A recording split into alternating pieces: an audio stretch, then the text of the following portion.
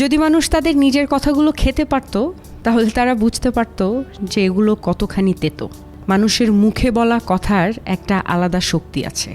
কখনো কখনো আমরা রাগে, অভিমানে বা অবহেলায় এমন কিছু বলে ফেলি যা শুনতে অন্যের জন্য খুব কষ্টকর হয়ে যায়, অথচ আমরা সেটা বোঝার চেষ্টা করি না কখনো। কিন্তু ভাবুন তো, যদি একদিন সত্যি আমাদের নিজের বলা কথাগুলো খেতে হতো, তাহলে কেমন লাগতো? মিষ্টি বা ভদ্রভাবে বলা কথা হয়তো সুস্বাদু লাগতো, কিন্তু কটূক্তি, অপমান বা কষ্ট দেওয়ার মতো কথা হলে সেটা হয়তো একেবারেই স্বাদে তেতো আর গিলতেও কষ্ট হতো। তখনই হয়তো আমরা বুঝতাম আমাদের জিভ থেকে বের হওয়া প্রতিটা শব্দের কতটা ওজন আছে, আর তা অন্যের হৃদয়ে কেমন প্রভাব ফেলে। তাই কথার আগে একটু ভেবে বলা জরুরি, কারণ কথার কোনো ওষুধ নেই।